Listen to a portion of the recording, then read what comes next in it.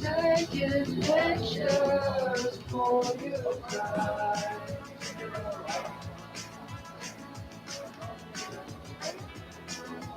On the sidewalk, not for a while.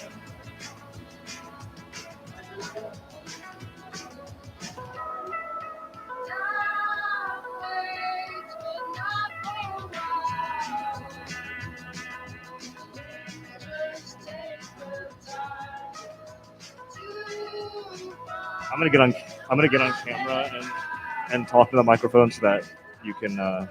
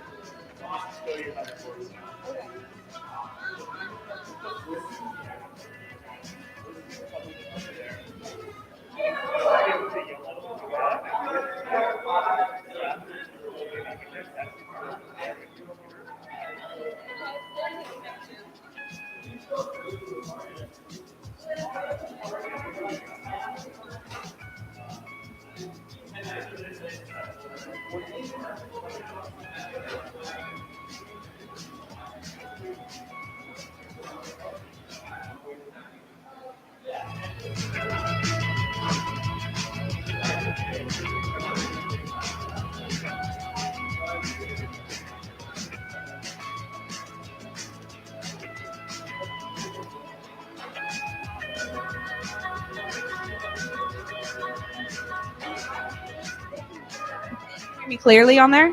Okay. Actually, no, I like it louder. Then I can hold it further away from my mouth. I like it this loud. That's perfect. Because it does, the sound doesn't travel very well, so I feel like it. How does this sound? Is this too loud? Okay. Hello, hello, hello. I like it louder than not, is all. How's this? Is this better? I think it should go up. Yeah. Hello, hello. Oh, Josh, if you just want to put one bowl on, like one there, and one here.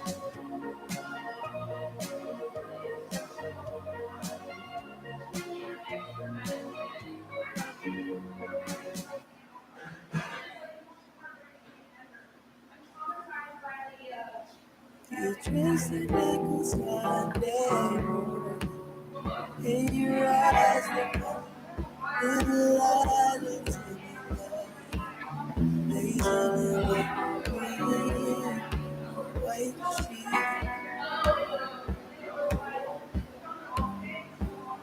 You're pretty like a Friday night, made of smile. You know what you like, I do.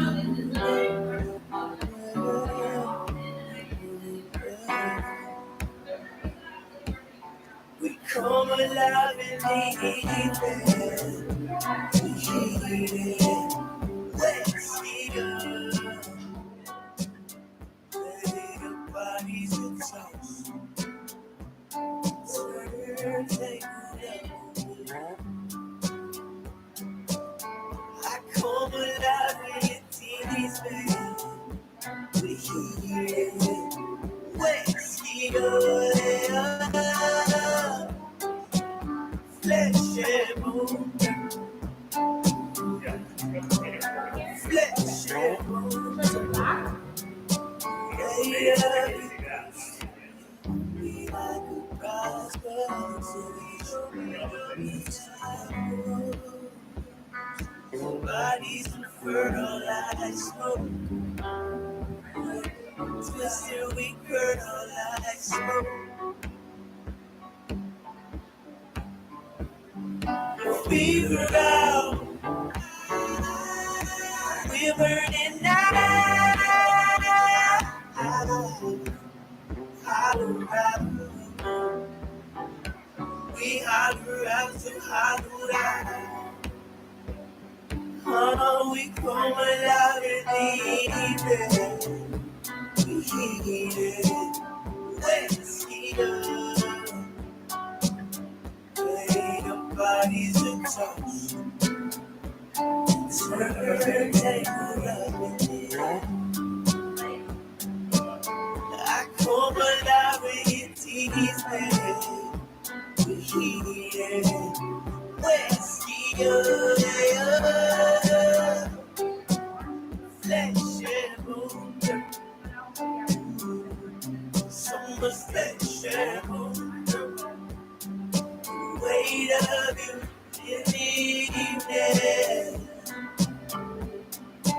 You let's heat up. Your body's a toast. Turn, tangled up with you.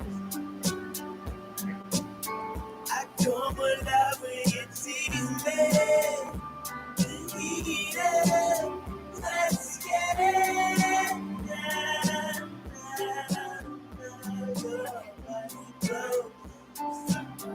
Hey, your body glow. Weight of you.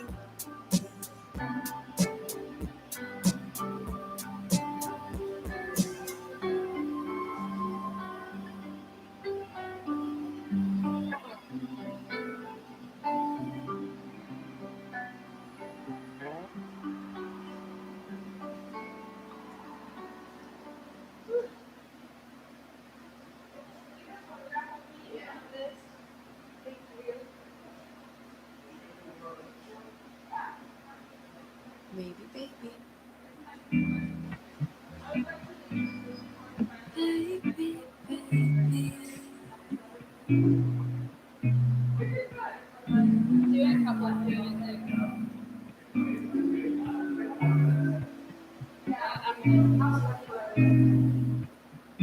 Let's get lost in New York. I'll write you a voicemail ballet. Since you missed my call, It's okay. I look at myself in the mirror. I look like I just went through I don't know, like a rain shower.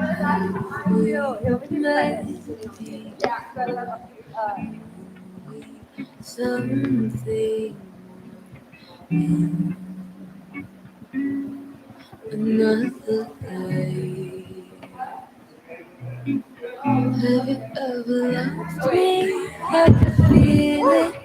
If you ever kissed me, but you need it, maybe call me baby. maybe, maybe, maybe, maybe.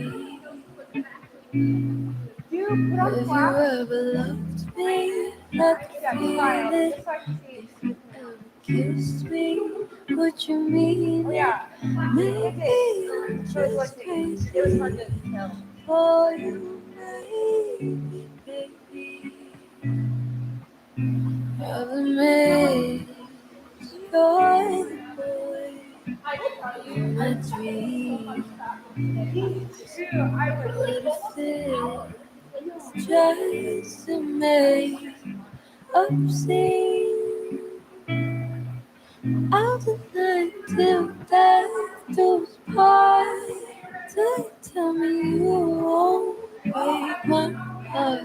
You can't take my love from me. You can only let this be. Have you ever loved me? I could feel it. If you ever kissed me, would you mean it? Maybe call me baby. Maybe, baby, maybe. Have you ever loved me? I could feel it. If you ever kissed me, would you mean it? Maybe I'm just crazy for you, baby, baby, baby,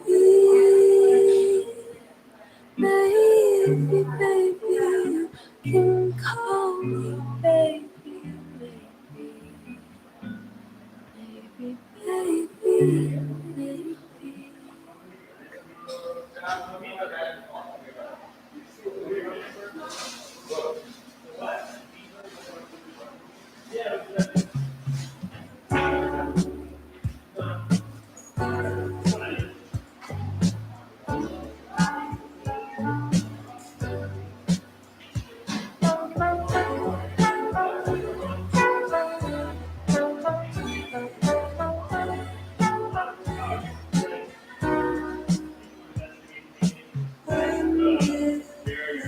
Just the two, maybe then it'll come true. Magic happens when you leave it.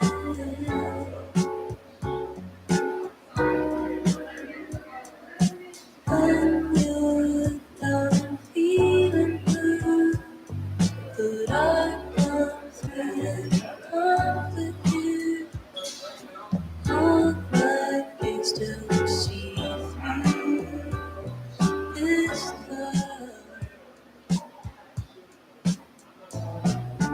You've got your mind on the floor, just as I open the door, and I magic you. Do you want to figure it out?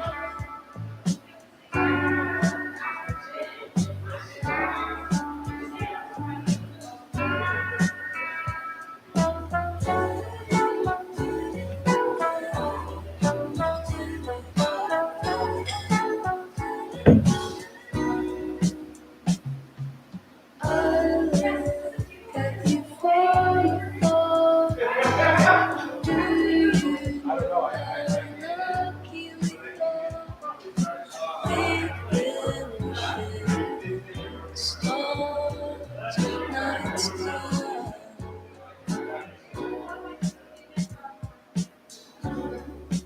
Don't know how I got here, but I'm home. I shy away from it. Why hide? Magic happens when you leave it.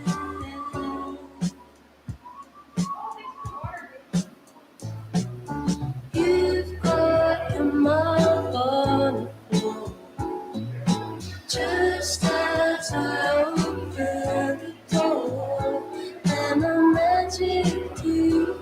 Do you want to figure it out?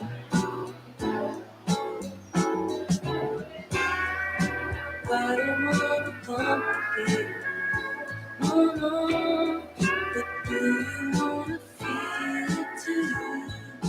Trust in something that you can't see.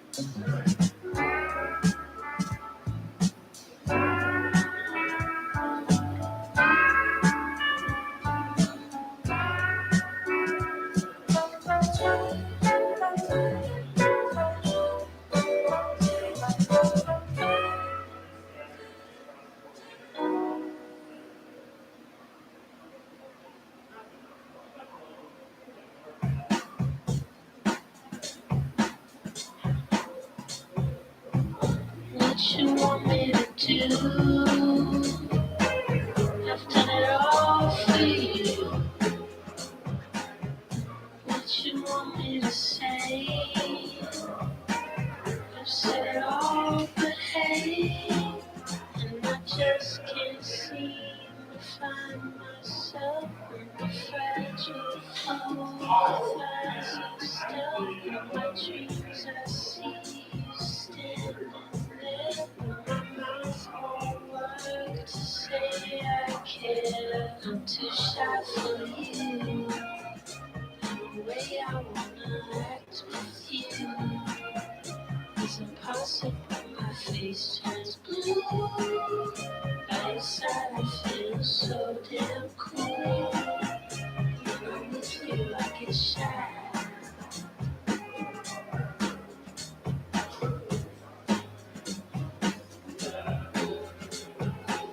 The way you want me to be, I'd be it all for you. How'd you want me to speak? I'd speak it all for you.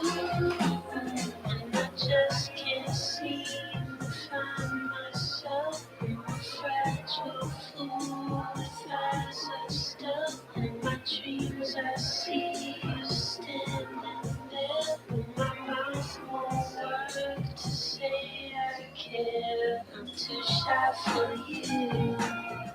The way I wanna act with you is impossible. My face turns blue. By your side I feel so damn cool. When I'm with you I get shy.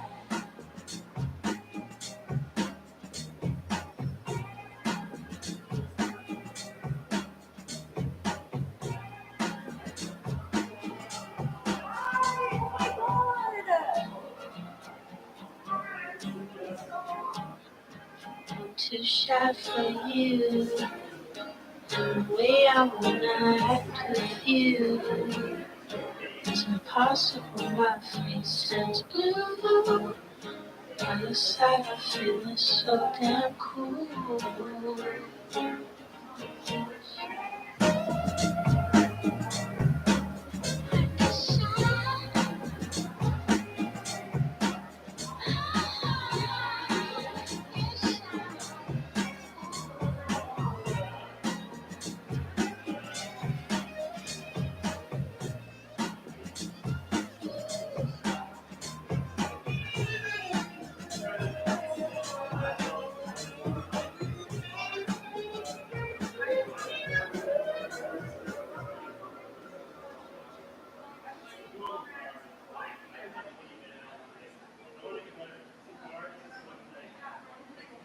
Once you've been away,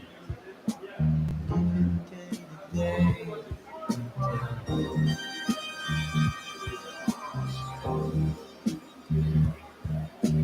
falling at my side, silver being alive.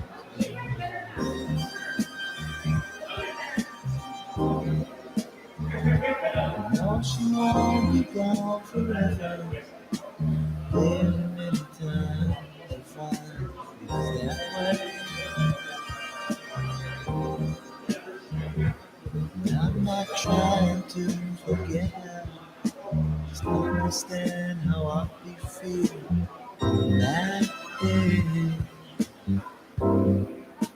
It's just like seeing her for the first time again.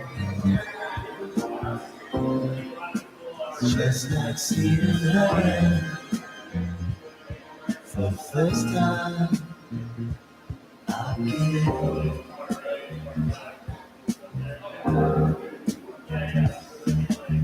Time she's not around, somewhere out of town.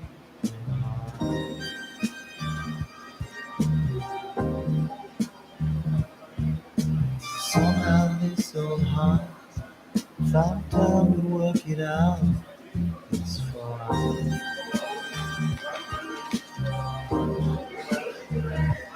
No, I know she's coming home soon. Every time I find it hard to feel that way. It's not inside to forget her. Just understand how I can feel that day. It's just like seeing her for the first time again.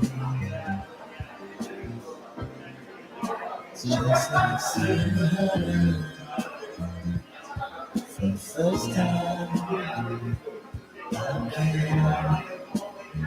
the first time again.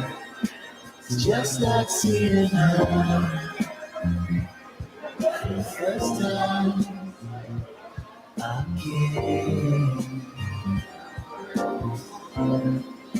It's just like seeing her for the first time again.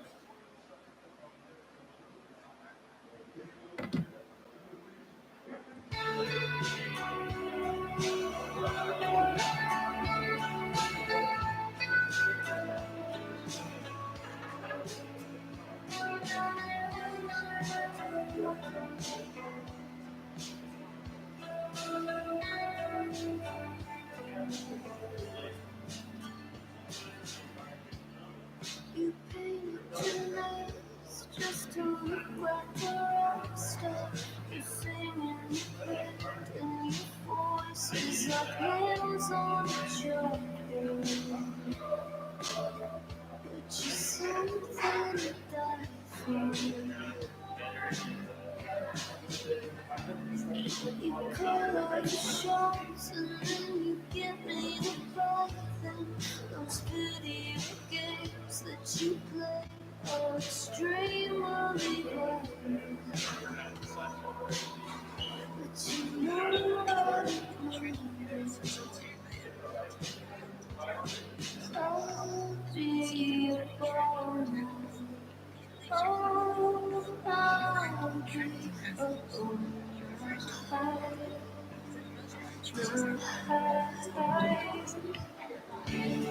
I'm a little bit tired. Get a little bit higher. 'Cause you don't give a shit. And it was so perfect for you. I wish I was cool.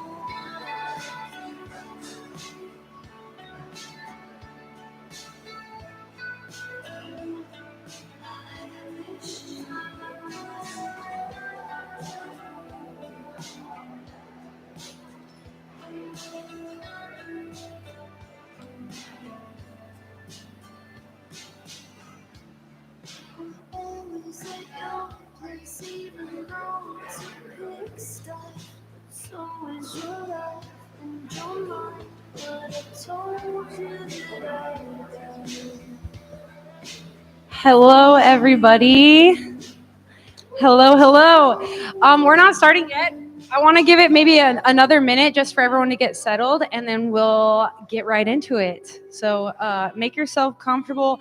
Make sure you drink water. I am so sorry about how hot it is in here. We are working on it. It's a process. It just heats so much through these windows, and the fans don't really blow the air right. But we're working on it. All Power 2.0 will be cooled by the end of the summer. God willing.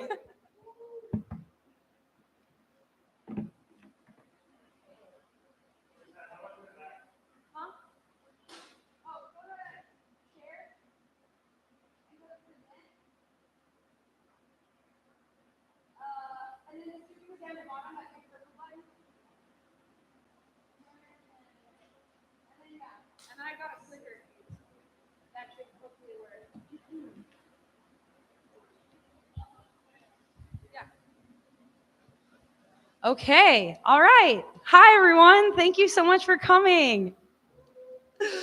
Thank you. So, my name is Savannah. I'm one of the core organizers here at All Power Books. We want to welcome you into the space. Some are new faces, some are old. If you don't know about us, we are a communist bookstore, but we are completely volunteer run and community supported. Everything that we sell, like our merch and our books and our posters, all goes straight back into our programs that we offer. We offer a free grocery distribution program every Saturday at noon. We have a free health clinic of volunteer nurses and doctors. We have a musicians organization, and we're working on building more, but what that takes is people like you. So thank you so much for coming into this space and sharing it with me. I know it's very hot. It will cool down as it gets colder outside. All right. So without further ado, this is going to be a very elementary class. So do not fret. I know that if you Google Marxism, it makes it more confusing. You have more questions than, you find answers on the internet. So hopefully this will break it down very easy for you guys.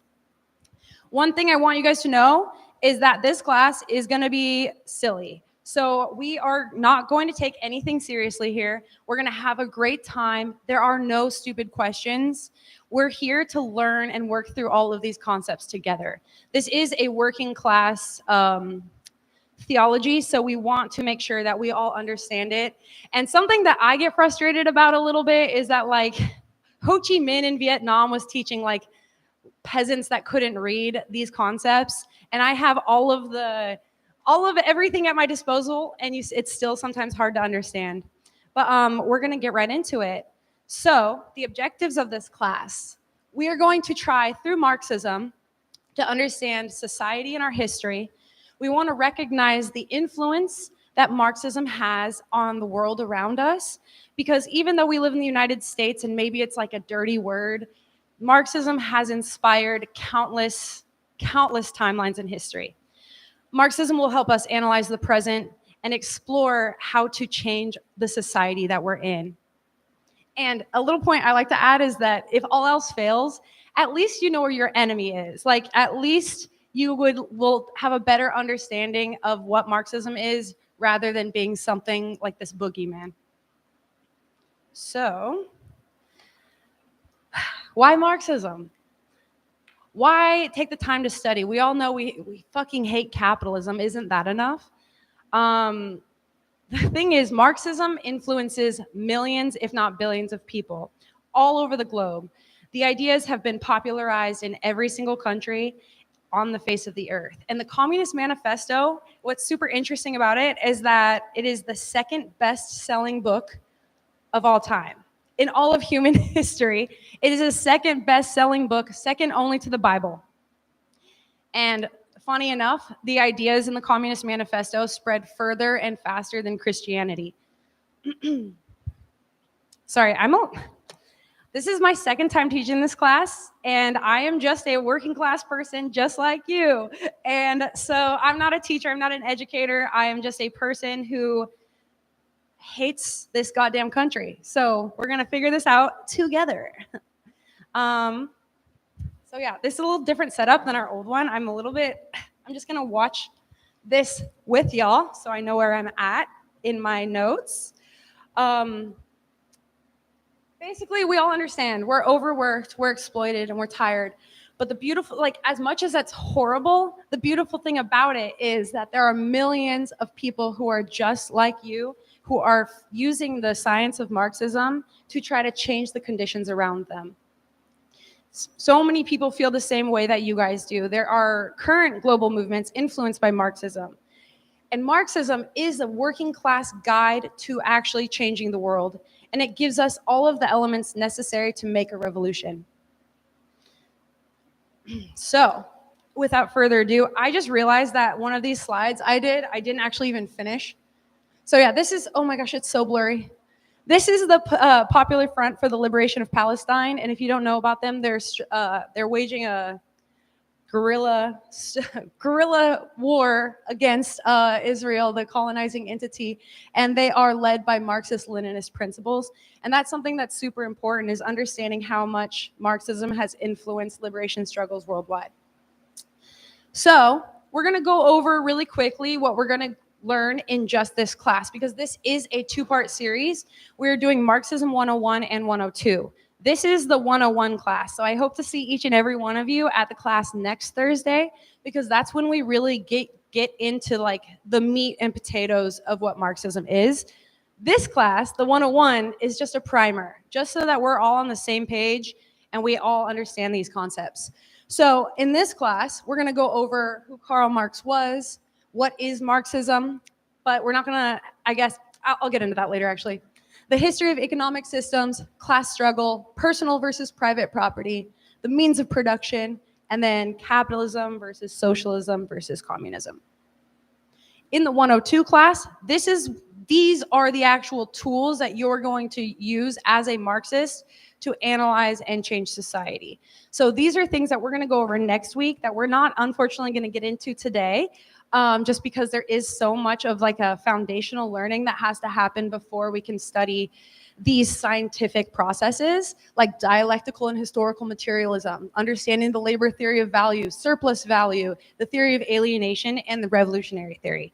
So I hope you guys stick with me. I hope I make this fun and engaging enough that we can all learn it quite easily. So this is the one that I didn't finish, and I didn't realize until just now.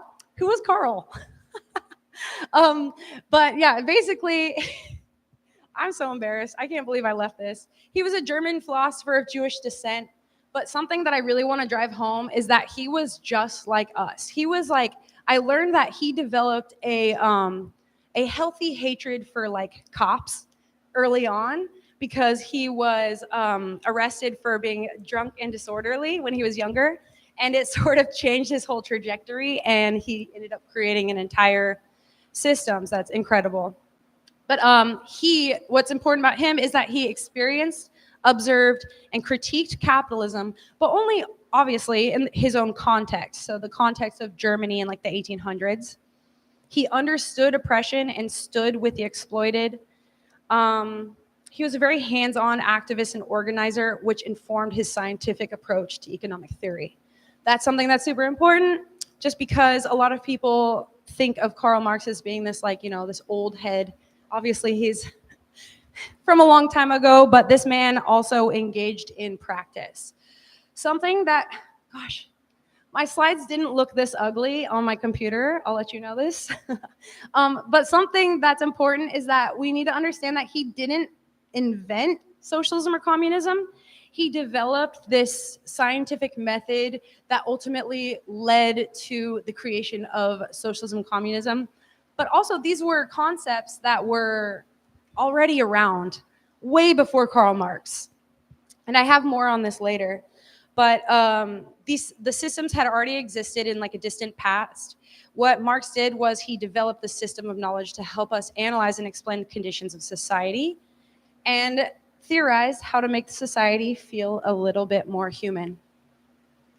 Something that I love, one of these quotes, he said, philosophers have only interpreted the world in various ways, and the point is to change it. And that's a huge theme in Marxism, is not just like a science or a theory or like a dead.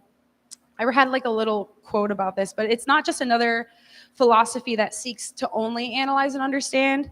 Marxism is a scientific theory that will generate revolution. It will generate the conditions that are required to build a lasting and successful revolution and propel society towards its next historical stage. Of course, like I said earlier, whenever you search up Marxism, it's such a giant concept, it's such a giant body of work that this class maybe, I'm hoping it won't, but it might leave you with more questions than answers. But we do need to go over these like prior concepts. So I hope I'm not being too redundant. I just wanted to make this class very like base level. So getting into it, what is Marxism? Like I said, it is a critique of capitalism and a scientifically informed theory and philosophy on how to organize a new society that benefits all people equally. So I wanted to ask you guys a question.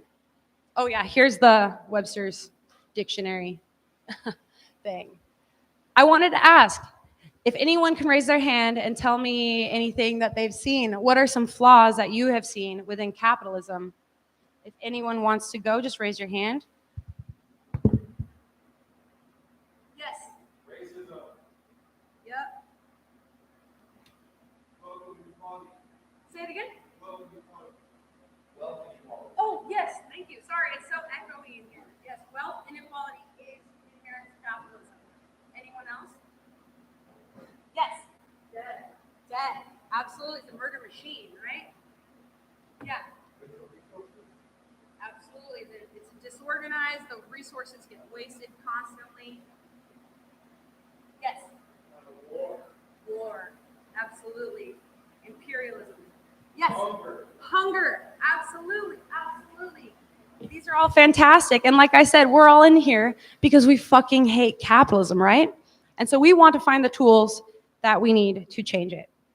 So, I'm going to show you guys a little video, and we'll get a little bit more information. This is from the great man Kwame Ture. I don't know how to press play. Oops. Be clear here and not confused. I'm a socialist. One other thing I must tell you now. They confuse people about socialism. Brother the other day said, I ain't no socialist. I said, why not, brother? He said, because it's a white thing. I said, oh, really?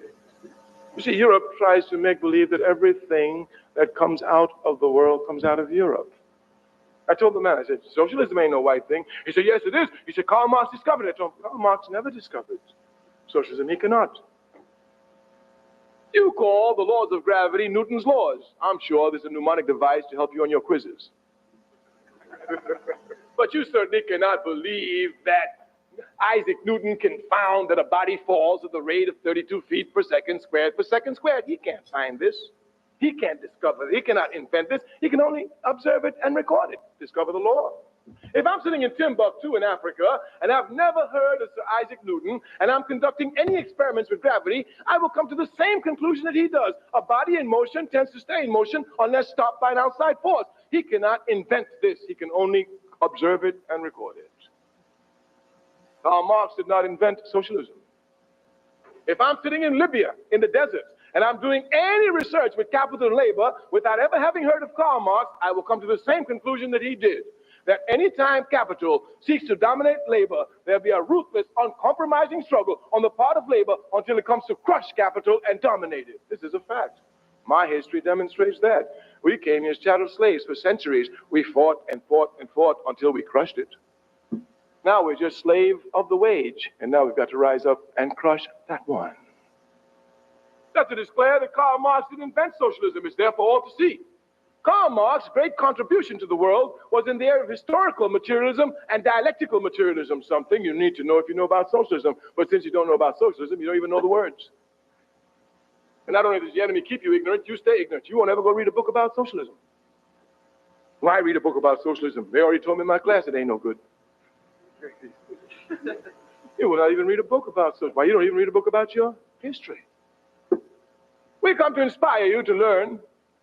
We come to tell you that when you come to serve a people, you must know as much as you can. The more you know, the better able you are to serve the people. So that is our comrade Kwame Ture on a little bit of how I explained that a lot of people write off Marxism as being this like European thing. Karl Marx observed and recorded the conditions in Germany in the 1800s. But what's so incredible about this theory and about this like scientific process is that it can be utilized all over the world in so many different contexts. It's a living and breathing science, and you don't have to take my word for it. So all over the world, spanning over histories, Marxism has been used as a tool for the oppressed, the exploited, and colonized people. From Latin America to the Caribbean, Europe, Asia, and Africa, amazing, inspiring comrades like Maurice Bishop in Grenada or Hugo Chavez in Venezuela, all the way to Ghassan Kanafani in Palestine, and also in prisons here in the US. So these are all our Marxist comrades who've taken Marxism and applied it to the conditions that they live in and developed and almost like sprang it forward for their conditions, which is why we have things like Marxism, Leninism. Leninism took what Marx taught and he applied it to his conditions in his home country of Russia to spur forward a revolution. That's why we have Marxism, Leninism, Maoism, because Mao took what Lenin and Marx wrote and compounded in it. So yeah, many Marxists have added on or compounded Marxism to fit the material needs and conditions. Another one is Ujamaa, which means familyhood or fraternity in Swahili. Let me see. Oh, I'm facing the wrong way. Whoops. Sorry. And yeah, so that was used in Tanzania. It was a socialist ideological policy after Tanzania's independence from Britain in 1961 and became the basis of Pan-African socialism. So Marxism has been used all over the globe. And even though, since Karl Marx didn't discover socialism, he just observed and recorded it, it was super easy to take all of those teachings. And we can do that today. We can take everything, read all over the world. Socialists have always been observing and recording their conditions and finding ways to change the world around them. Sorry, let me get up here. So here's another video that I like to show about whether or not Marxism is still relevant today. Because as you'll see, a lot of these pictures, I mean, I edited them to look black and white just so that it looked aesthetically pleasing. But some are more modern than others. But a lot of people ask, like, is Marxism still even relevant? I have claimed myself to be a Marxist. I mean, it's not something that I deny. Sorry. And what I mean by that is that my reading of Marx from a very early age helped me enormously to understand history and therefore to understand where we are in history and therefore to understand what we have to envisage as a future, thinking about human dignity and justice.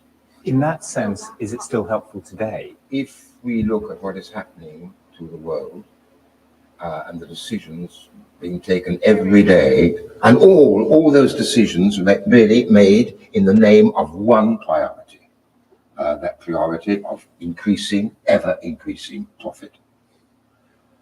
At that moment, Marx doesn't seem quite so obsolete, does he? I like to also add that, like, we're in what just this crazy time historically in the United States, and it feels like everything that we've attempted to change the world around us, everything that we've attempted hasn't necessarily panned out for us. So what we can do is we can look at successful revolutions that have happened in the past and develop something for our conditions now, and to maybe change something in society. So this is why we study Marxism. So if I can get a volunteer to read this quote. Oh, yeah. Oh, yeah. Esther.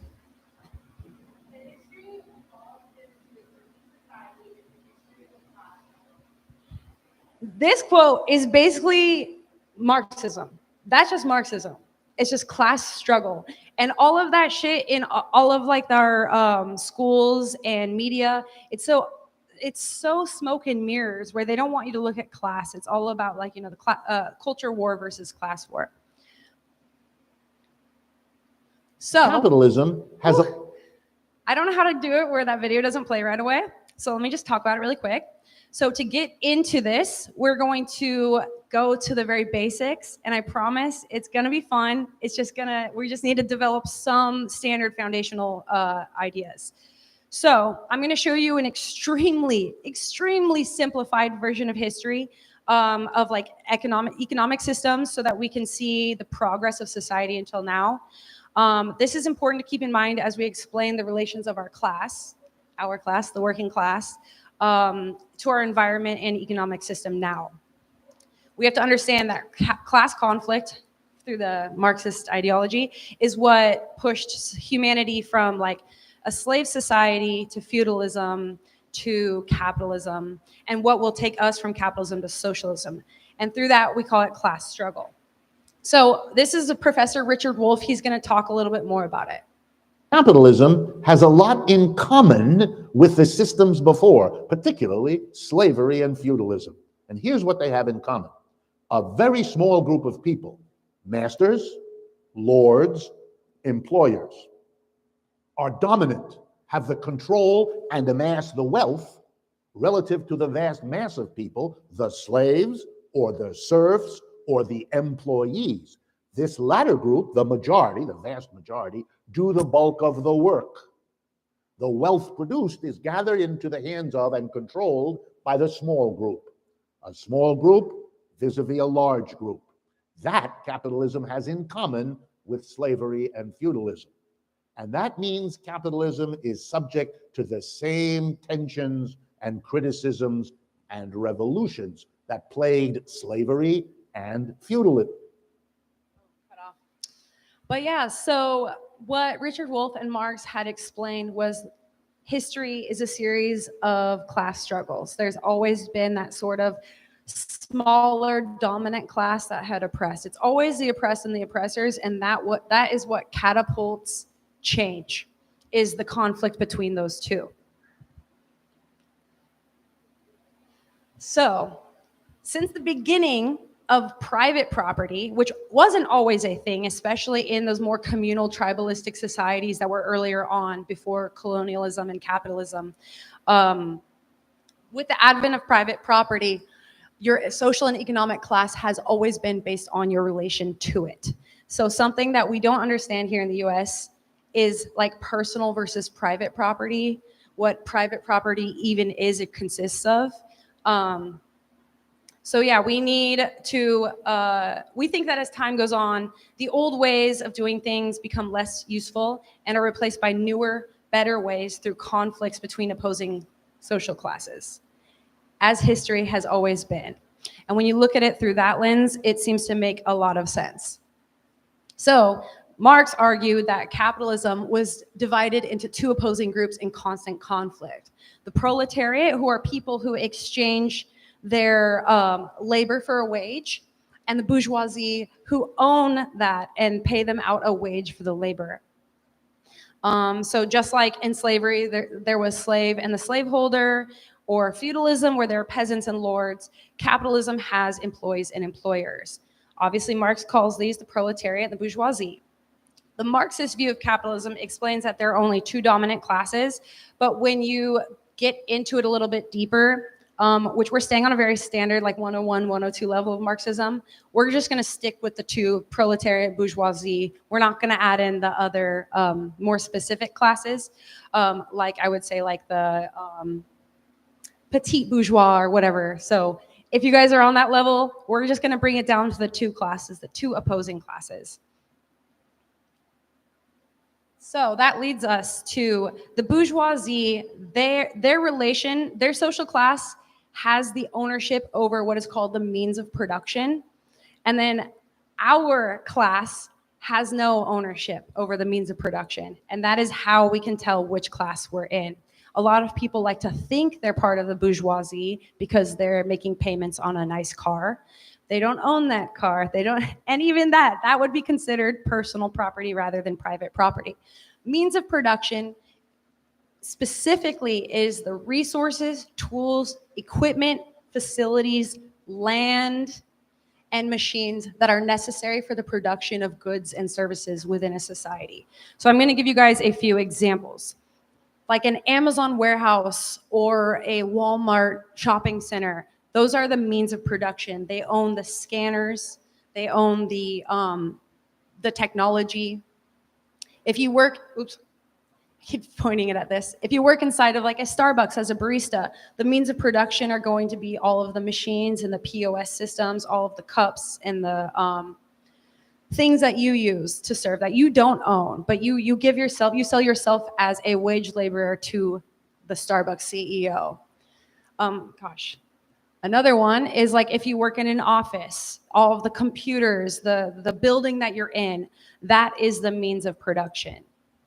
Does anyone have any questions on like what could be considered means of production? Or I want to also ask, does anyone have any extra examples of what could be considered means of production like in your specific industry? So like, for example, if you work for a production company, the cameras that you don't own but that you use to film something, that would be considered the means of production. And your relationship to those means of production puts you in your class. What are some examples of means of production in your workplace? Does anyone want to go? Back there. I'm in music, so like for a studio or like software and hardware that is required to record the musician, and not only that, distribution of what's actually go through the expensive process of recording and distributing music. Absolutely. And you don't own Spotify or like Apple Music as a musician. Does anyone have any other examples of what would be considered like a means of production in your workplace? Back there?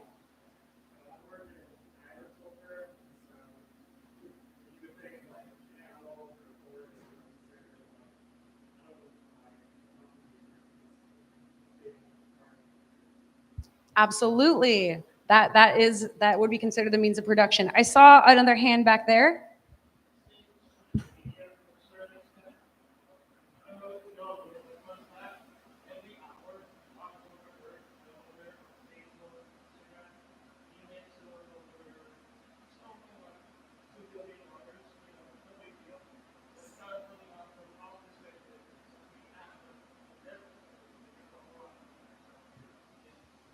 Absolutely. We're getting to this time now where Karl Marx didn't predict influencers, or he didn't predict gig delivery drivers.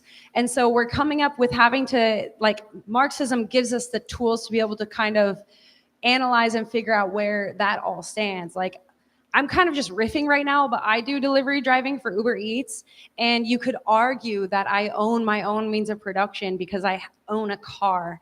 But that wouldn't necessarily be true because I still have to utilize the app. If I didn't, I don't have the rights to the software. And a lot of the times too, like I do freelance gig work as well, and I don't. There's nothing that I would consider capital that I own that I use to make profit off of. I have to essentially rent it out or borrow it from the capitalist. Any other examples? Yes.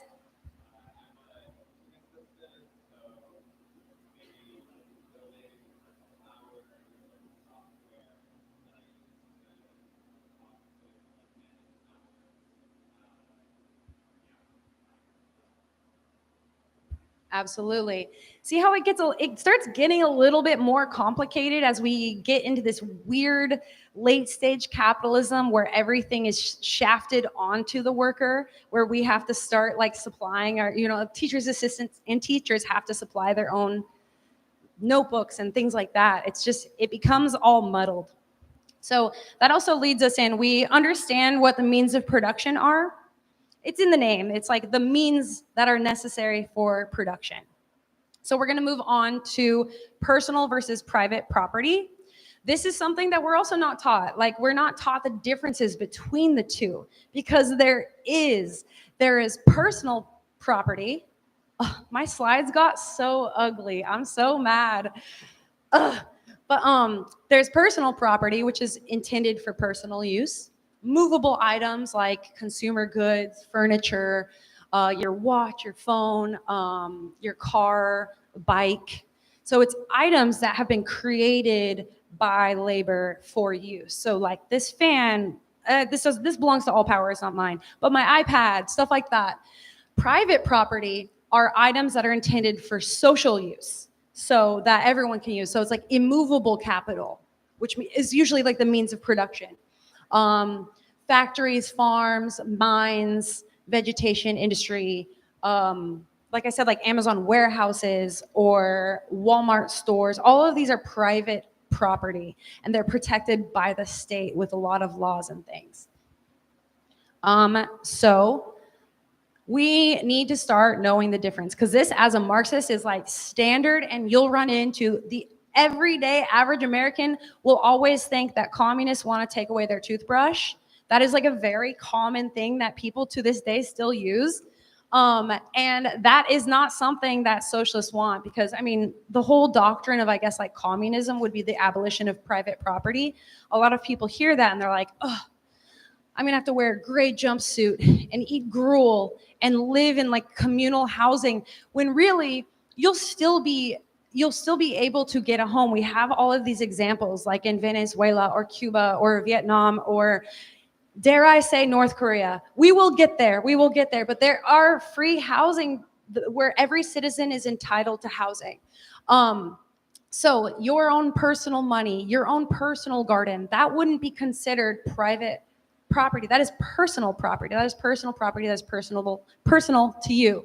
Private property is immovable items that generate profit. So all of this and more.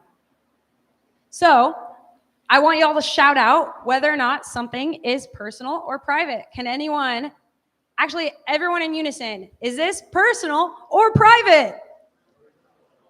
Yup. Personal or private? Yup. Yup. Mm-hmm. Yup. Mm-hmm. Yup. Yes. Yes, you guys did it. See how easy it is? And that's something that's just everyday things. So when people tell you the communists want to come in and they want to abolish all private property, so that means they're going to take away, we're going to have one Apple computer to share. That's not the case. Who owns private property? Yes, you guys are amazing. Which leads me into, I'm hoping y'all feel confident in what we just went over. It's actually very easy.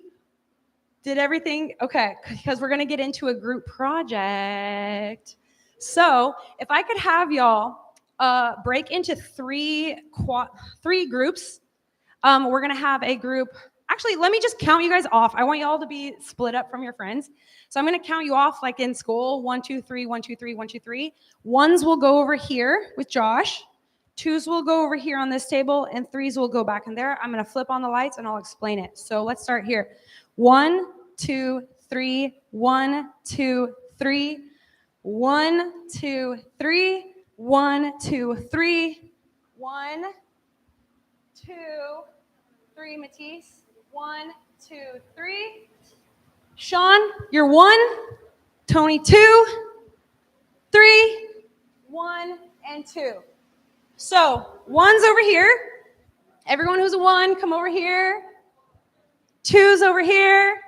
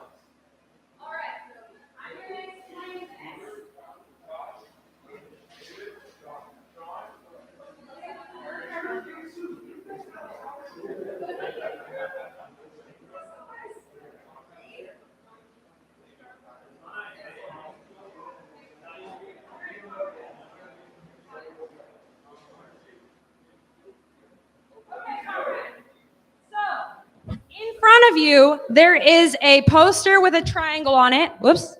And there is a little tub full of a bunch of different professions, and there should be a little sticky tack.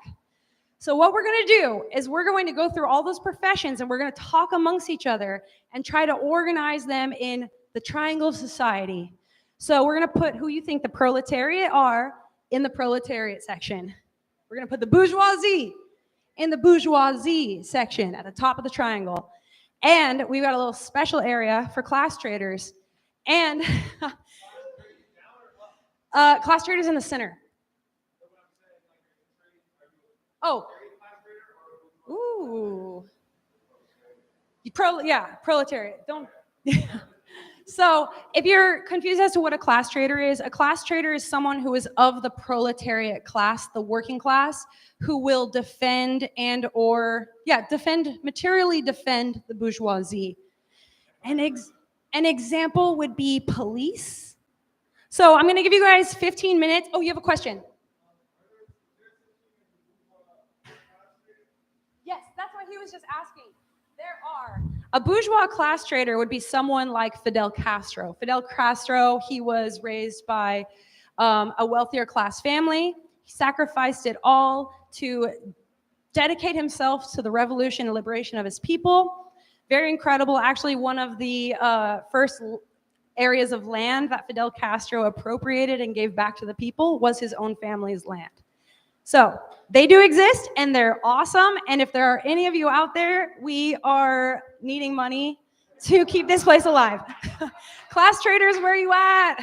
So yeah, I'm going to give you guys 15 minutes. So go through the little tub of professions and just try to figure out where they're going to go and pick someone who's going to present.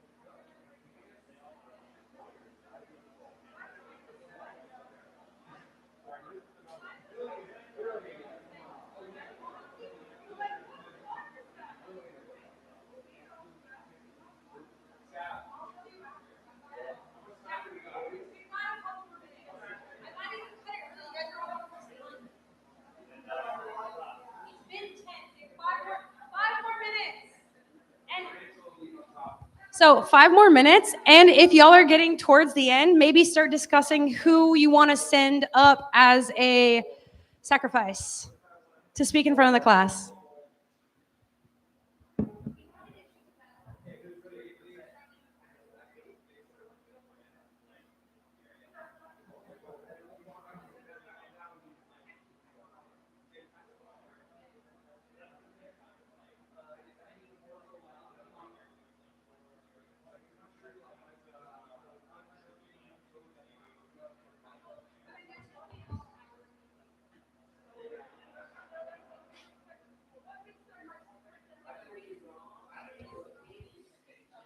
Two more minutes.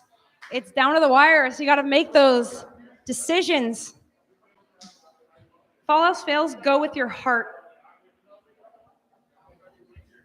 What does your heart tell you?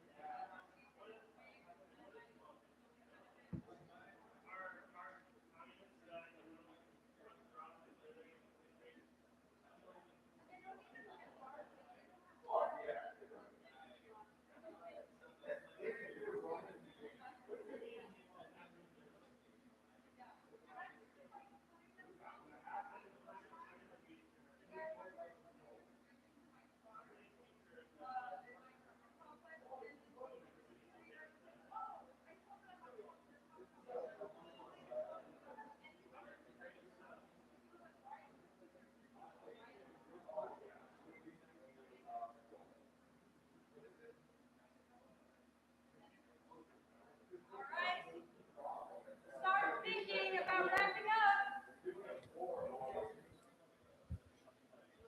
Do you guys know who you were going to have present? What? You guys have to democratically vote on a presenter. Weaver!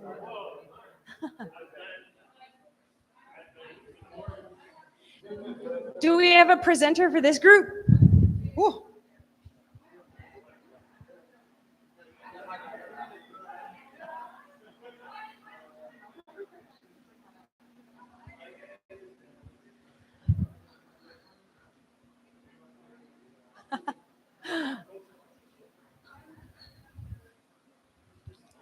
Ladies and gentlemen, theys and thems, if y'all can send one person from each group to join me in the front.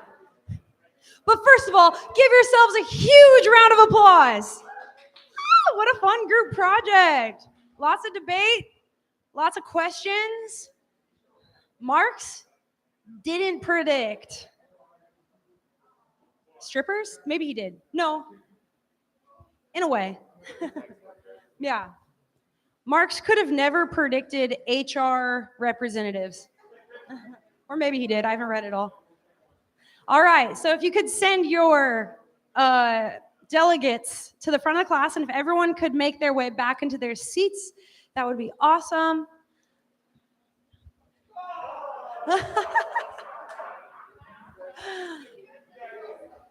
Amazing. Okay. Oh, yeah, yeah.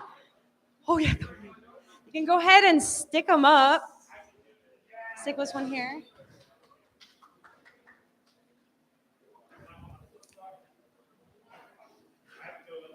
Yeah, send your delegate, and then everyone, if you can make your way back to your seats, that would be fantastic. And then delegates, stay up with me.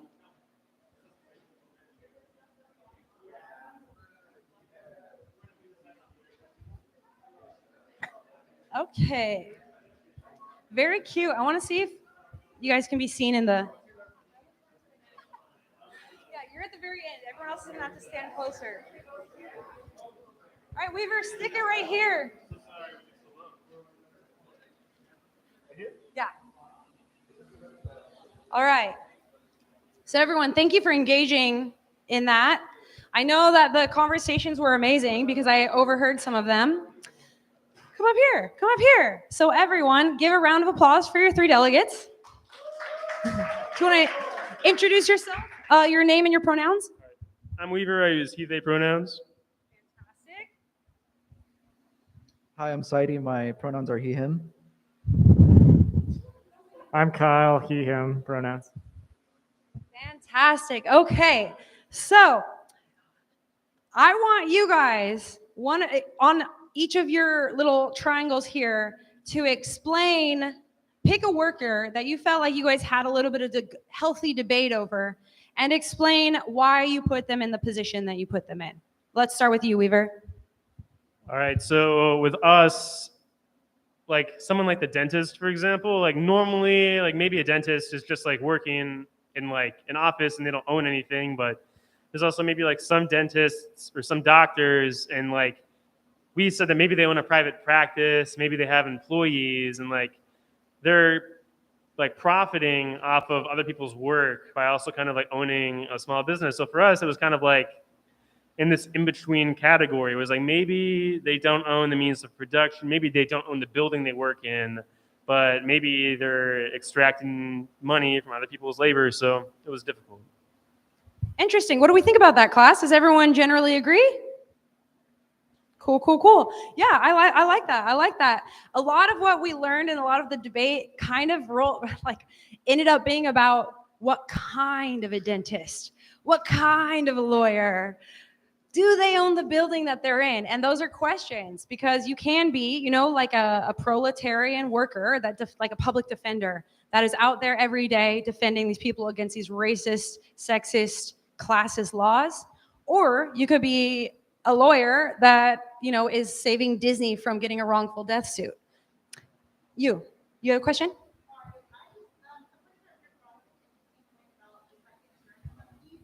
I wish this could reach. Try this. Oh, I said our group was also having some debate about dentists, but I just wanted to bring up, someone brought up an interesting point about insurance companies and how some providers will bill hourly. And so I think that whole industry of just insurance complicates it a little bit. So yeah, just wanted to throw that in there. Great point, guys. All right, give a little presentation on one of the things you guys picked. No, we're group 2. Shout out to group 2. We also had the same struggle with finding out where dentists go. Like the same thing with leasing the office. They might own the tools that they work with. However, as my comrade over there said, the whole industrial insurance complex, where does that place them? Because they're not working within their own means. They have to work in with the means of capitalism, and whatever that leads to. Another one we had a little issue was tech developers. Is it a startup? Are they doing it for somebody else? Where does that lie? Yeah, that's it. Yeah, a lot of these are also interesting too, because one that we had last time we did this was entrepreneur, because sometimes that means somebody that's trying really hard to make it. You know what I mean? And they're just I've got this great idea. I wake up every day, I hustle and I grind. They're still a worker. They're still proletariat. But at the same time, then there's the entrepreneur, with a capital E. They're absolutely, so last week we decided entrepreneur was in the class trader section, because they started from the bottom. Now they want to be here, but they don't usually get there. All right, Kyle, hit us. Shout out to group 3. We had pretty similar conversations about things like lawyers or tech developers. We were a little more kind to dentists, but yeah, entrepreneur for the same reasons you talked about. Just is this someone on their own trying to make their gig work, or are they someone who's employing people and doing the same sort of exploitation as other business owners? All right, round of applause for your delegates. Thanks, guys. So I love doing this because you can also see too, out of these 3 triangles, what is the most visibly obvious thing? Exactly. There are more of us. The working class is a larger class. And right now we're being oppressed by the smaller class. And through Marxism, Ultimately, we can hopefully flip that on its head in what Marx would call a dictatorship of the proletariat, which we will get into next week. So yeah, round of applause for everybody. I'm gonna leave these, actually I might lower them a little bit. But yeah, so those are like the questions of our time, I guess. We have all these new jobs, like the gig economy, etc., that are going to be, sorry, a little bit more complex. We're gonna have to think through these things because I hate when, when I first started out, I was so anti everything. I hated everything. I was such a little anarchist punk. And I just would see a rich person and just scowl. You know what I mean? Sorry, Josh, I'm just going to turn off the lights a little bit. And through Marxism and through understanding like more of a scientific approach to socialism, you recognize that it's super dependent on their relation to the means of production. Someone may be richer than me, but they are still selling their body for a wage. And ultimately, they are still my comrade if they want to be my comrade. So we have to keep those little nuances in mind, that the working class is much larger than sometimes we like to think, especially because they've tried to divide it up now. There's a middle class. You know what I mean? It's like the upper middle class now. There's so many levels to it, and you see yourself in this like smaller and smaller group when the reality of the situation is there's the people who own the means, and then there's the rest of us. All right, so can I get a volunteer to read this quote?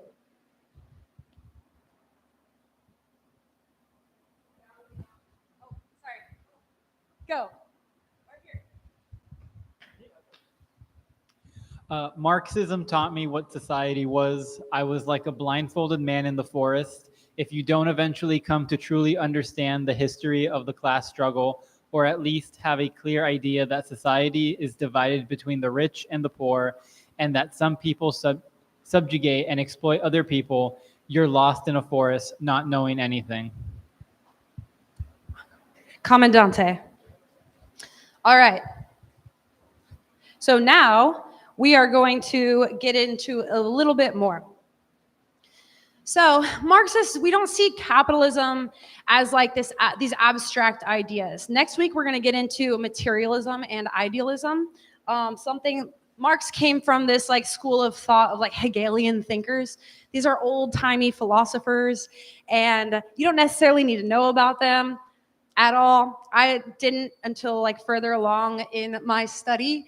But basically, Marx argues that they're like material reality, working with the ideal reality kind of create the world around us. So we don't think of it as just like these ideas like, oh, freedom for all, freedom and justice for all. We view things materially. So we see that capitalism isn't like America is in this free country. We see that it is a setup in which the working class serves the dominating class. Marxists always ask, freedom for who and democracy for who? So now we're going to get into the economic systems, which obviously y'all know about. We're not going to go so much into like the economic theory or like the scientific definitions of these things. But we got capitalism, right? Everyone knows capitalism. We're living in it. We're freaking getting crushed by it. But what defines capitalism is that it is the private ownership of the means of production by a very few amount of people. That's something that is inherent to capitalism. And it also makes it different from, let's say, feudalism or a slave society. Capitalists, they earned their way to the top. You know what I'm saying? But obviously it's all dealing with generational wealth and all of these like societal factors that give them the ability to own the means of production. It is a system built on profit, competition, and extraction. Obviously, as we mentioned earlier, it reinforces like racial, ethnic, gender, religious, class divides. Your money determines your worth and power. And something else about capitalism is that it really pushes infinite growth on a planet with very finite resources. And that's something that's super dangerous that we're dealing right now with the climate crisis. And so I'm just gonna play another little video explaining it. This is one of the common like arguments levied against people who are trying to fight for a better world. You know, like oh, you're a socialist? iPhone. So, whoops, I don't know how to. Capitalism equals iPhone argument, implying that only capitalism would have been able to invent and make something like the iPhone, which is so inherently false, it's almost hilarious. And the reason why is because capitalism doesn't equal commerce. And what capitalists don't understand is that commerce existed before capitalism. Innovation existed before capitalism. They don't seem to get that, but they seem to think that this capitalist idea is the only thing that could have made something like the iPhone. And even if that was true, it doesn't change the fact that the people who make the iPhone are the workers. The people who distribute the iPhone are the workers. The people who sell the iPhone are the workers, not the owners. Tim Cook doesn't make the iPhone with his bare hands. The workers make the iPhone with their bare hands. The workers mine the raw materials needed to make the iPhone with their bare hands. This is the thing. Capitalists do not understand that just because you own the business doesn't mean you make the product. The workers make the product. And under socialism, the workers would still make the product. The profits just wouldn't go to somebody sitting in a desk in California. So just as a little example of like the difference, a lot of people think like, oh, you're fighting for a better world, you want socialism, yet you drive a car or you live in LA or whatever. And a lot of people don't recognize that like commerce doesn't equal capitalism. Capitalism is just the inherent like political, social, and economic order of profit. So here's like another little, these are like the meme versions. I didn't want to have to bring out Marx's Capital. That's why this is a 101 class. So it's all memes and videos and stuff like this. So it just is a little bit easier to understand. But yeah, the isms basically just determine who gets paid. And another fun thing that I actually learned when I was like first getting into this, my little brother was the communist in the family that brought me over. But something that he kind of like, my dumb baby liberal brain couldn't understand was he to break it down, he said, you know, like ism is always this like worship of something like Buddhism or, capitalism. Capitalism is the worship of capital. And socialism is like the worship of each other. You know how that, I don't know. That was just some little like thing that he taught me. I was like, that kind of makes sense.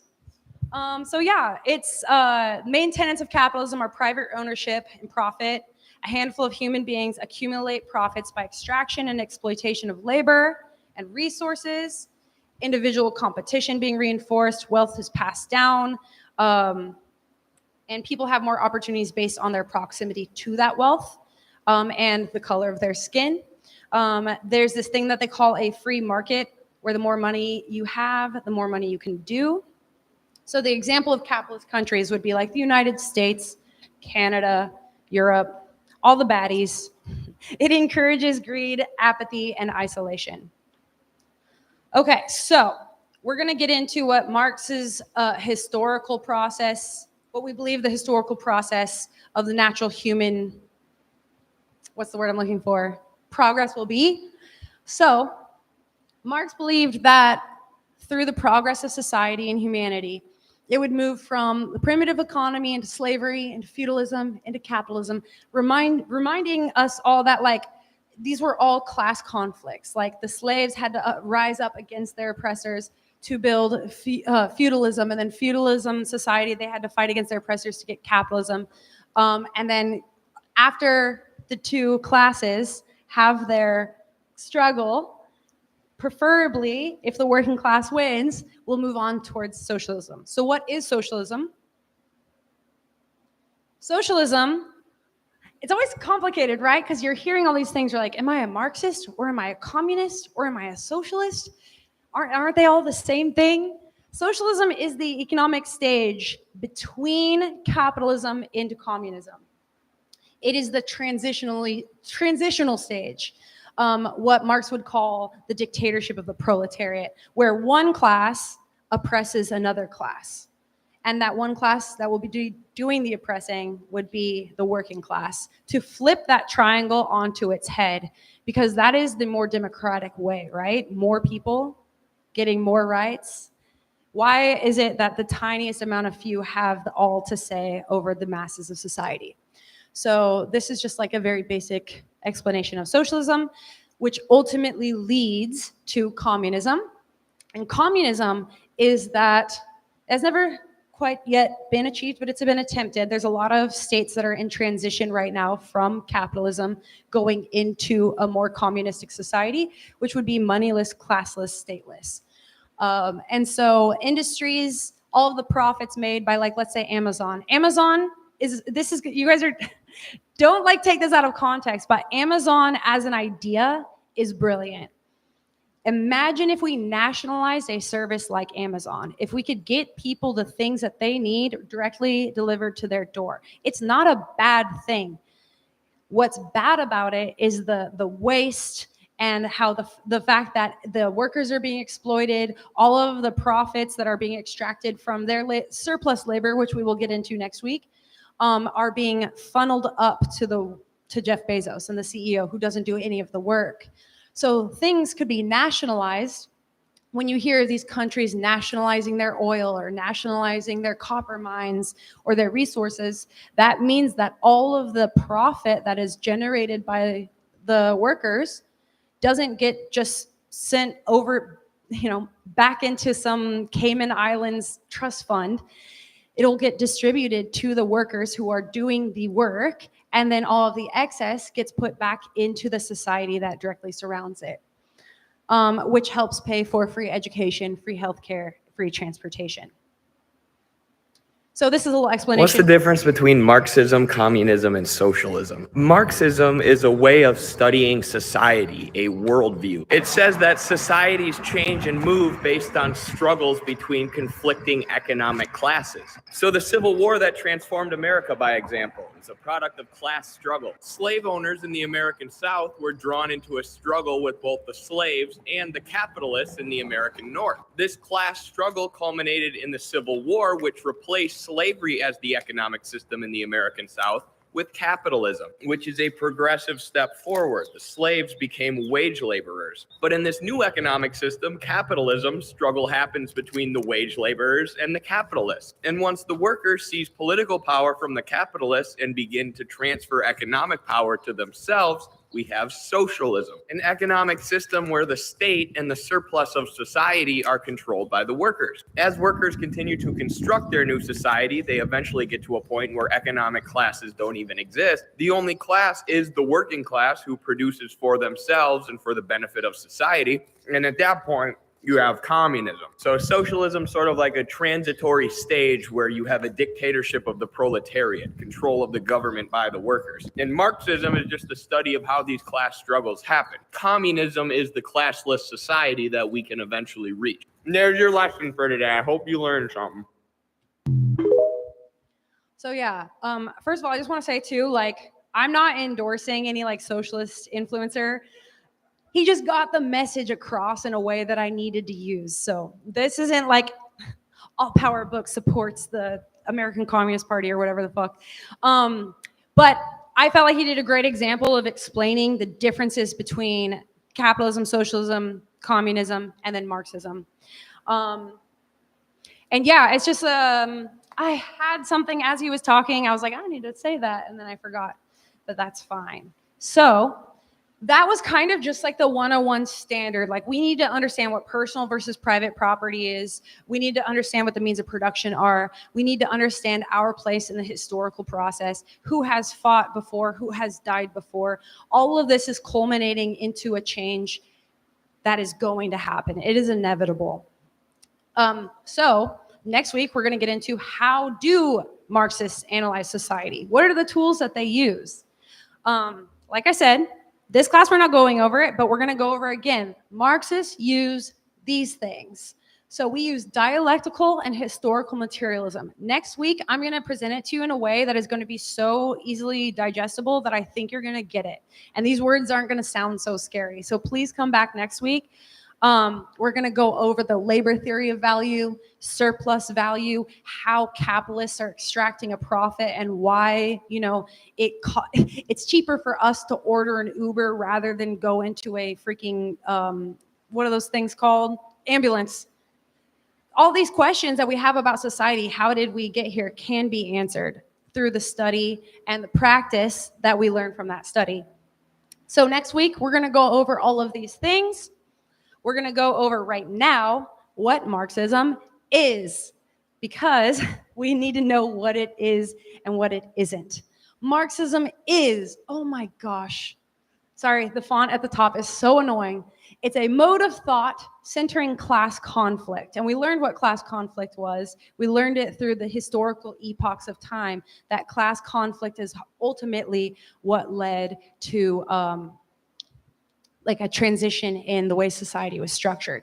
So for example, we're taught about the American Revolution, right? The American Revolution being this thing where people wanted liberty. They just wanted freedom from their British oppressors. But that's not a Marxist analysis of what the Civil War, or what did I say, the American Revolution would be.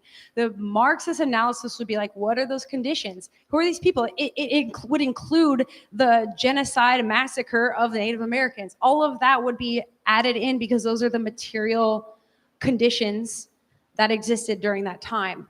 Whereas in America, we're taught this like idealized version of history.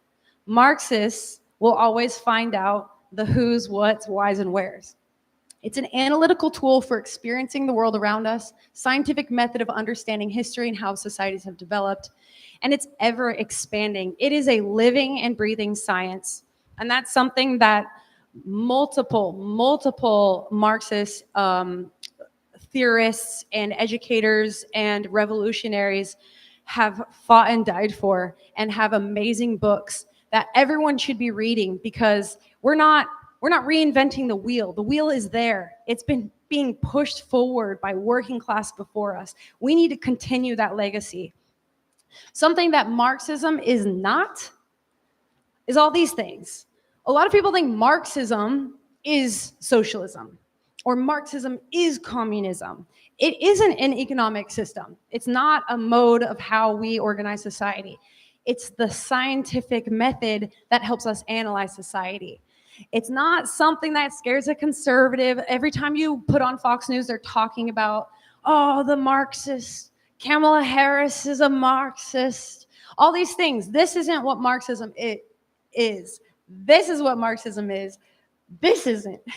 So yeah, let me see where I am in my slides. We are wrapping up here. Just wanted to say, you guys are doing great. I know that these concepts I did in like a very dumbed down version, not because I think that any of you are dumb or that like any of this is too hard for us to understand. I just wanted to make it very easy to understand, because a lot of times when I was first doing research and I would be like, Marx for beginners, none of it made sense to me because I didn't have the tools. I went to a public school in Florence, Oregon. I graduated with 40 kids. They did not properly prepare me for what society was going to be like. So I appreciate you guys. This is the first step into making the world a better place. And just to, at least too, like I said, you don't have to consider yourself a Marxist. You don't have to follow the scientific method or learn how to analyze the world around you through a class lens. But at least you can know what it is when people try to use it as an insult or try to explain the Democrats as being something like that. So I'm just really happy that you're all here. Now we're going to watch an example of a Marxist analysis. It's going to be like 6 minutes long. I don't know, but I think it should be interesting. But this is how Marxists speak. This is how, when you look at the world through all these lenses, like dialectical and historical materialism, this is how you begin to see the world. So get comfortable.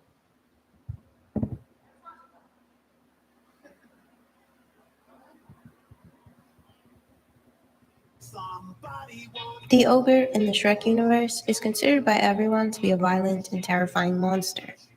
As we can see through observing Shrek, the protagonist, these beliefs are completely false. In fact, Shrek is a pacifist. He prefers to avoid conflict and for the most part chooses nonviolent methods of protecting himself. With this, we can guess that ogres represent a disenfranchised and stereotyped group within the context of this film. Shrek is also a personification of every negative stereotype associated with the proletariat.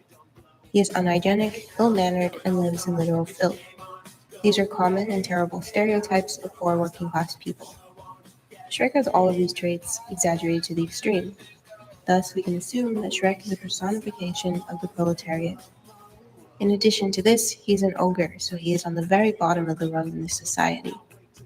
Shrek and the other characters in this society live under a fascist regime. This is evident in several ways. The fairy tale creatures have seemingly no rights. They are rounded up and sent to live on Shrek's swamp without notice. The fact that they were sent to stay here shows that Shrek also appears to have little rights over his own dwelling. We also see Lord Farquaad torturing the gingerbread man and even breaking off his legs in order to get information on where the other fairy tale creatures were. Farquaad says that fairy tale creatures are trash and poisoning his perfect world. This sounds a lot like Nazi ideology, in which the main threat to a healthy society is seen as a foreign parasite attacking the system rather than problems inherent to the system itself. It is evident that there is no class consciousness or solidarity amongst the working class in the Shrek universe. Shrek, who is proletariat personified, is a loner, and this is one of his major personality traits. In the beginning of the film, we see the poor working class people pitting themselves against the fairy tale creatures, rounding them up and turning them in for a measly prize. Donkey represents the revolutionary, as he makes several attempts throughout the film to collaborate with Shrek and fight back against the ruling class. He is also one of the only characters in the film to not initially judge Shrek for being an ogre. Because of this, it is clear that Donkey wants and seeks to destroy class division. He sees the importance of working class solidarity and refraining from clashing with one another over petty differences. He does not fall for the bourgeois propaganda against ogres. Sadly, Shrek continuously shuts down Donkey's attempts toward collaboration and working class organization throughout the film. Because Donkey is revolutionary, he believes that violent force is necessary to bring down the bourgeoisie. In fact, after Shrek is forced by Lord Farquaad to rescue Princess Fiona in order to get his swamp back, Donkey makes an attempt to instill class consciousness in Shrek, and even suggests what sounds like revolution. He poses the question, why should you help Lord Farquaad just so you can get your swamp back, which is something that he shouldn't have taken in the first place. He tells Shrek that he should instead throttle Lord Farquaad, lay siege to his fortress, and grind his bones to make his bread. Shrek quickly shuts this down. This makes it apparent that Shrek is a proponent of nonviolence and pacifism. He says that he is tired of people assuming that ogres are violent, and he would like for people to know that he is not scary and it is just a stereotype. Because he feels marginalized and does not want to adhere to these stereotypes, he remains complacent in his oppression. This is just what happens in our society, where attempts by oppressed groups to revolt are characterized as confirmations of the very same negative stereotypes that are often used to justify their oppression. Perhaps it is this misguided philosophy of nonviolence and complacency that makes Shrek susceptible to falling for the liberal reforms presented to him by the bourgeoisie in this film. This liberal reform is Princess Fiona. It is not uncommon for the bourgeoisie or for fascists to offer the working class some sort of compromise to keep them appeased and under the illusion that things are better for them than they actually are. In actuality, these reforms change nothing. The status quo is maintained, and the lower classes continue to be exploited. What we can tell by the character of Princess Fiona is that she is the epitome of upper-class society. She is beautiful, well-spoken, and proper, the exact opposite of how Shrek is portrayed. Princess Fiona's personality rapidly changes throughout the film. She is always wearing a facade, one to suit her needs at any given moment. So when she overhears the revolutionary Donkey talking to Shrek in a symbolic effort to collaborate, she feels the need to act. The fact that her personality changes drastically at this point is no coincidence. Princess Fiona suddenly becomes more ogre-like. She burps, makes cotton candy out of spider webs, and enjoys eating rats. It's at this point that Shrek begins to relate to this bourgeois woman. He falls for the appearances being presented to him. This is a representation of what is seen in our society through political advertisements, speeches, and the way in which politicians present themselves. Hitler himself wrote that the reason he used red in the Nazi flag is because of the appeal it would have to the working class, an idea he got after attending a Marxist demonstration. Class collaboration is one of the main tenets of fascist ideology. Fascists want people of different classes to work together in order to preserve the social hierarchy. This gives the illusion of a mutually beneficial relationship between the oppressed and the oppressor. And this is why it is necessary for Fiona to appear relatable to Shrek. We can see now at this point in the movie, Donkey the Revolutionary is being left behind and forgotten about by Shrek. The stopping of the wedding between Lord Farquaad and Princess Fiona represents an attempt at revolution. However, due to the divisions amongst the working class and the lack of a clear goal, this ultimately fails. Donkey, after falling in love with the dragon, enlists her help in stopping the wedding. The dragon is also revolutionary because she, like Donkey, believes that violence is necessary in defeating the bourgeoisie.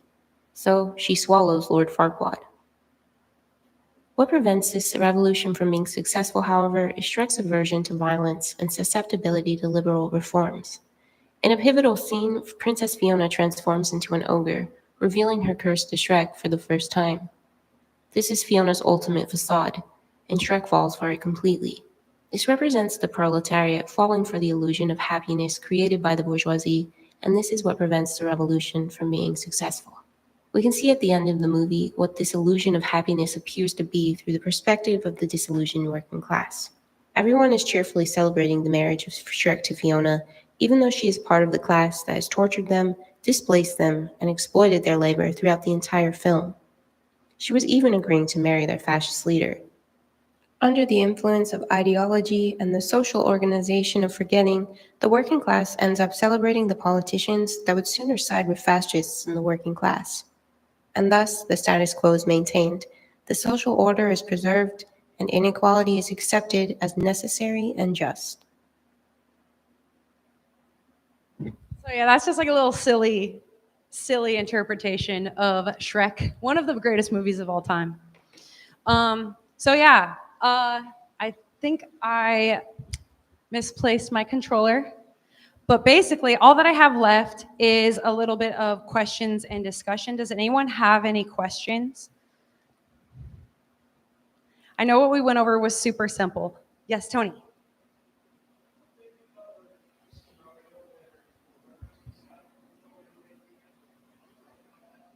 I'm so sorry, say it louder.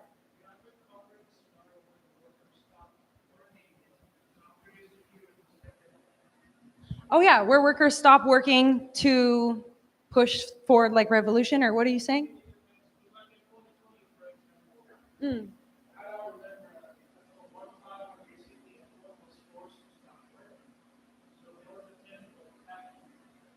Oh yeah, definitely. So if we study history, we see a lot how like working class solidarity can bolster revolutionary potential.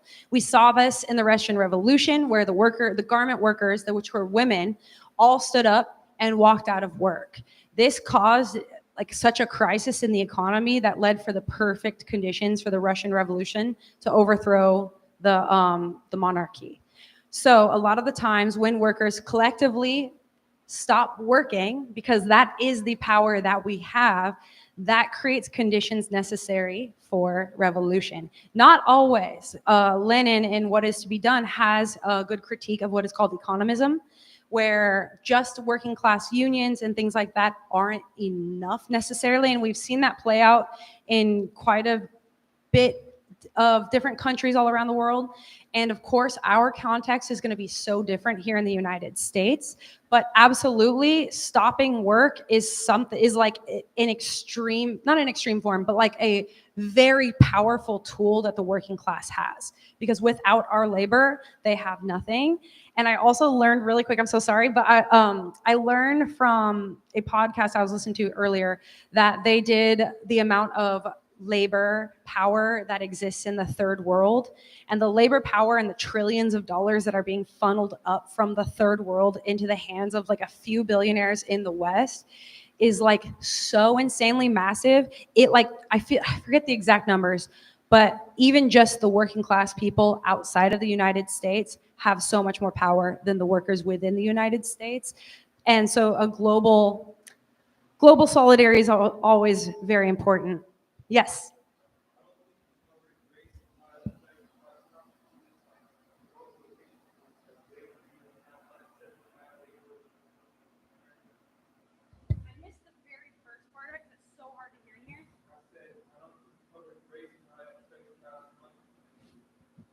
Absolutely. So we live, when you start looking things through a Marxist lens, you absolutely start to see the specific conditions that we have here in the United States. And those contradictions that we have, including the genocide of Native Americans and the enslavement of African Americans in the United States, also the indentured servitude of like Chinese laborers and others, women, children even, you start to see all of the things that we're going to have to dismantle and work through to build a better society. So yeah, a lot of the times you'll see, like, this is why there's critiques against economism, because like, for example, in Long Beach, we have the Longshoremen's Union. This is a massive, one of the biggest unions in the United States of America. That's good, as I say, on paper. But the unfortunate problem is that like the contradictions in the United States lead to this division of our class through things like race, gender, and like religion, which divide us even further. So a lot of the longshoremen are Trump supporters. And so there's things like that where a labor union by itself, without revolutionary politic that like can motivate them or steer them through a correct path, ultimately falls to the what we'll go over next week is the dominant ideology, the superstructure, which is capitalism. So that's why it's super important to have not only like theory but praxis, and not just praxis and like all these things that you can do, but also the theory that informs it. Because racism is going to be something that we're going to have to contend with, and something that should be at the forefront of like every Marxist. And there are Marxist theorists from all over the world that have done such amazing, they've worked through so much of this. Off the top of my head, like Walter Rodney, Frantz Fanon, yeah, just so many Marxists and so many just educators. I hope that answered your question. We didn't quite go over it. Obviously, this is a 101 class, so I'm not gonna be able to tackle every single like issue that we have or what will, this isn't a class to be like, guys, right now, let's come up with a plan. How are we gonna do a revolution? That's not what this is. This is just giving you guys the foundational concepts to open your minds to studying more Marxism. Like I said, there's like theorists that have studied Marx's work for decades and decades and decades, and they're still not fully done because it is a living and breathing science. Any other questions? Okay. I wish I had my little clicker because I have just like, I wanted to go over what we're going to go over next week, which is dialectical and historical materialism. We're going to go over class struggle. Oh, not that clicker. Will you just press the arrow button on the laptop? Oh yeah, right here. So we're going to go over materialism versus idealism, dialectical materialism, historical materialism, class struggle, labor theory of value, surplus value, theory of alienation, and then onwards to revolutionary theory. So please come back next week because that will also help. We're going to put it in the context of like right here and right now, so that Marx doesn't seem so far away, like 1800s Germany. And if you could, I'm so sorry, skip it just one more time, just press the arrow. I also just wanted to, oh yeah, then I was going to get into their questions. Any more? Okay, you can skip it to the next one if you could. Sorry, Tony. So I just wanted to do a little pitch for All Power Books because this is all completely a labor of love. This is something that happened so organically with 2020. Like Tony had mentioned earlier, a lot of activists found themselves like, you know, on workers' comp and really upset with society, obviously police brutality and all these things that plague our society. We found each other and we started working together to build something like this. It was just regular people. Like I am a freaking Uber delivery driver and I go on tour and work with musicians and do all these things. I didn't know what Marxism was, but a lot of us, everyone here is taking time out of their Thursday nights to come and try to understand these concepts because we recognize our place and our responsibility in history. So we are completely volunteer run and community supported. If you guys, this is just a link to our Venmo.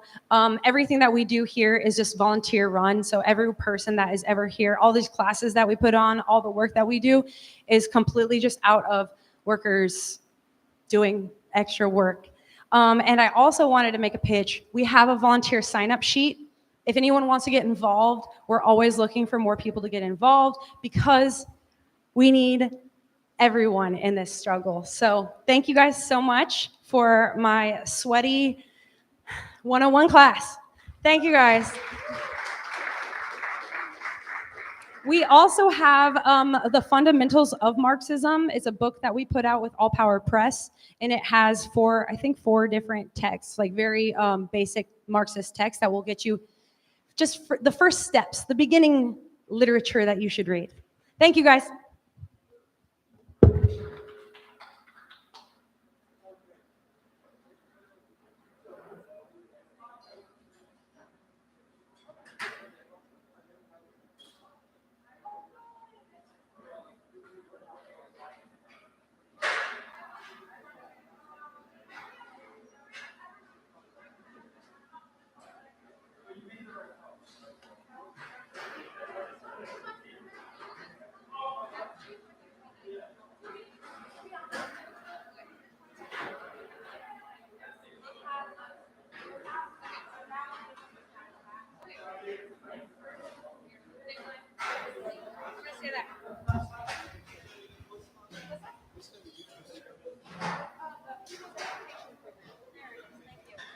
Thank you guys for helping put away the chairs. That is such solidarity work.